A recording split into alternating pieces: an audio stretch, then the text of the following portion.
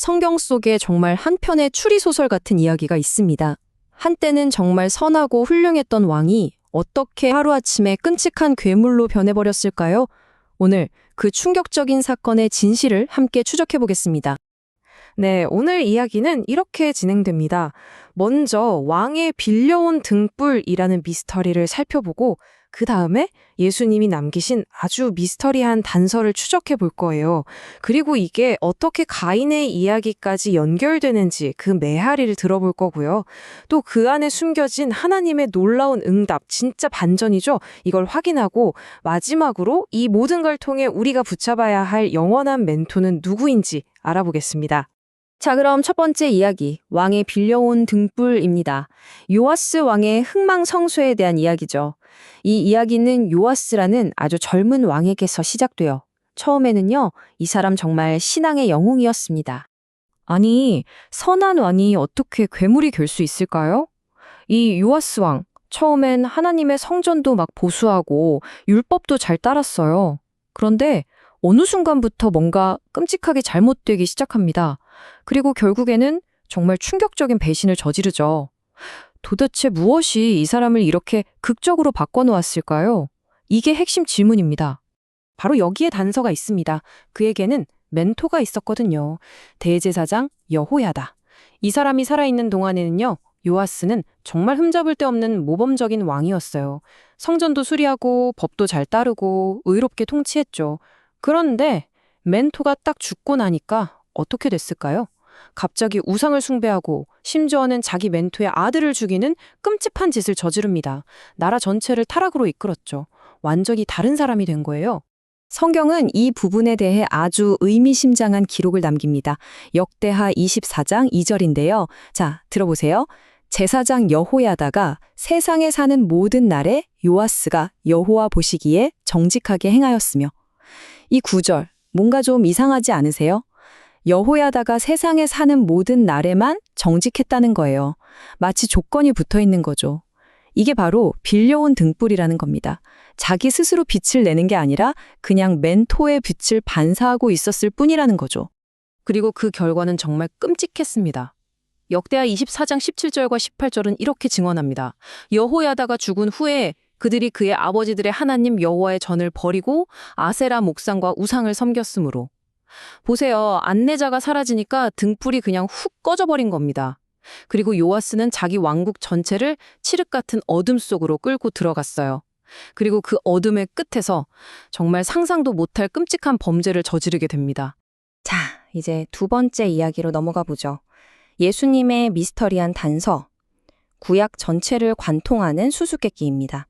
이 요아스 왕의 이야기가요, 여기서 끝나지 않아요. 수백 년이 흐른 뒤에 바로 예수님께서 직접 이 사건을 언급하시면서 미스터리가 훨씬 더 커집니다. 마태복음 23장 35절에서 예수님이 이렇게 말씀하세요. 의인 아벨의 피로부터 성전과 제단 사이에서 너희가 죽인 바라게아의 아들 스가랴의 피까지. 자, 여기서 예수님이 언급하신 성전에서 죽은 스가랴, 이 사람이 바로 요아스 왕이 죽인 그 선지자거든요. 그런데 뭔가 이상한 점 눈치채셨나요? 분명히 구약 성경 역대하를 보면 스가랴의 아버지는 여호야다라고 나오잖아요. 그런데 예수님은 왜 바라기아의 아들이라고 하셨을까요? 예수님이 설마 착각하신 걸까요? 아니면 여기에 우리가 모르는 엄청난 비밀? 의도적인 단서가 숨겨져 있는 걸까요? 바로 여기에 예수님의 천재적인 의도가 숨어 있었습니다. 자, 보세요. 당시 유대인들이 보던 히브리 성경은요, 순서가 지금 우리가 보는 거랑 좀 달랐어요. 첫 번째 책이 창세기인 건 똑같은데 맨 마지막 책이 바로 역대기였습니다. 그러니까 창세기에 나오는 최초의 순교자 아벨의 피에서부터 역대기에 나오는 마지막 순교자 스가랴의 피까지. 이게 무슨 뜻일까요? 예수님은 지금 성경 전체를 관통해서 말씀하시는 거예요. 너희는 성경의 알파부터 오메가까지 처음부터 끝까지 기록된 모든 의인들의 피에 책임이 있다. 바로 이 말씀을 하고 계셨던 거죠. 자, 세 번째 이야기입니다. 가인의 메아리. 자기 의존적 신앙이 얼마나 위험한지에 대한 이야기죠. 예수님의 이 단서는요, 단순히 구약의 처음과 끝을 잇는 것에서 그치지 않아요. 요아스 왕을 인류 최초의 살인자, 바로 가인과 직접 연결시킵니다. 이 둘을 한번 비교해 볼까요? 놀라울 정도로 패턴이 똑같습니다. 가인도 제물을 바쳤죠. 요아스도 성전을 수리했어요. 겉으로 보기엔 둘 다 종교적인 사람들이에요. 하지만 핵심은 이거예요. 가인은 자기 노력을 의지했고 요아스는 인간 멘토를 의지했어요. 둘 다 하나님의 방식을 거부하고 결국 의로운 사람을 죽였다는 점까지 똑같습니다. 가인은 자기 동생 아벨을, 요아스는 선지자 스가랴를 말이죠. 이런 걸 신학에서는 일시적 신앙이라고 불러요. 말 그대로 잠깐만 유지되는 신앙이라는 거죠. 진짜 내면의 변화에서 나온 게 아니라 좋은 멘토나 어떤 좋은 환경, 아니면 내가 열심히 하는 종교 활동 같은 외부적인 요인에 기댄 믿음이에요. 그래서 겉보기에는 진짜 같아 보일 수 있어요. 하지만 그 닻이 하나님 자신에게 내려져 있지 않기 때문에 그 외부 지지대가 쑥 빠져버리는 순간 와르르 무너져 내리는 겁니다.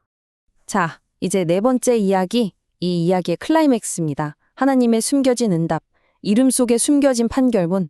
그럼 이런 질문이 생기죠.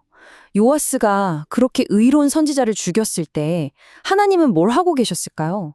그냥 이 억울한 죽음을 모른 척 하셨을까요? 아닙니다. 여기서 이야기는 정말 상상도 못한 반전을 맞이합니다. 스가랴는 죽어가면서 마지막 유언을 남겼습니다. 역대하 24장 22절에 기록된 그의 피 맺힌 기도죠. 여호와는 감찰하시고 신원하여 주옵소서. 하나님, 이 모든 것을 지켜보시고 제 원한을 갚아달라는 절규였습니다.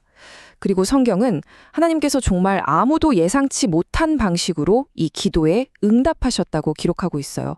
결론부터 말하면 요아스 왕은 자기 신하 2명에게 암살당합니다. 그런데요, 이제부터가 진짜 놀랍습니다. 그 암살자들의 이름에 비밀이 숨겨져 있었어요. 첫 번째 암살자의 어머니 이름이 시므앗이었습니다. 이 시므앗이라는 이름은 히브리어 샤마에서 왔는데 이 샤마가 무슨 뜻이냐면 바로 듣다라는 뜻입니다. 자, 그럼 두 번째 암살자의 어머니, 이름은 뭐였을까요? 시므릿입니다. 이 이름은 샤마르라는 히브리어에서 왔어요. 이 샤마르는 지키다, 보호하다, 더 나아가서 공의를 세우다 라는 뜻을 가지고 있습니다.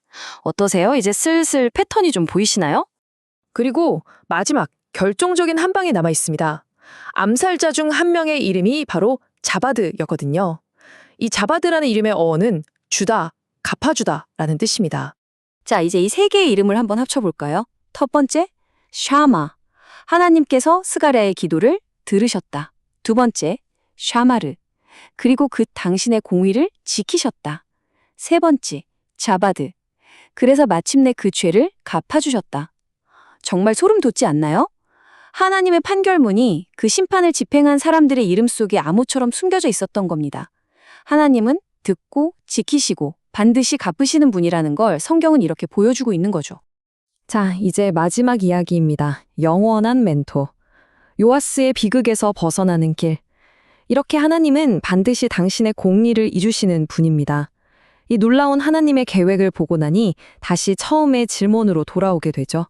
요아스는 왜 실패했는가? 그의 멘토는 언젠가 죽는 인간이었고 그의 신앙은 빌려온 것이었기 때문입니다. 그렇다면 우리는 어떻게 이 비극적인 함정을 피할 수 있을까요? 요아스의 비극은 바로 이거였어요. 언젠가는 죽을 수밖에 없는 일시적인 멘토, 여호야다에게 자기 신앙의 모든 것을 걸었다는 거죠. 하지만 성경은 우리에게 전혀 다른 영원한 멘토를 소개해 줍니다. 바로 예수 그리스도시죠. 여호야다는 위대한 사람이었지만 결국 죽었잖아요. 하지만 예수님은 영원히 살아계신 하나님이십니다. 일시적인 인도자가 아니라 우리의 영원한 대제사장이시죠. 사라지는 빌려온 빛이 아니라 꺼지지 않는 빛의 근원 그 자체이십니다. 그래서 히브리서 7장 25절은 우리에게 궁극적인 해답을 줍니다. 요아스와는 달리 우리의 대제사장이자 멘토이신 예수님은 우리를 위해 간구하시기 위해 영원히 살아계신다는 겁니다. 여러분, 이게 바로 핵심입니다. 영원하시고 절대 변치 않으시는 예수님께 우리의 신앙의 닻을 내리는 것. 이건 더 이상 빌려온 등불이 아니에요. 이건 태양 그 자체에 연결되는 겁니다. 그래서 이 모든 이야기는 오늘을 살아가는 우리 한 사람 한 사람에게 아주 중요한 질문 하나를 던지고 끝을 맺습니다.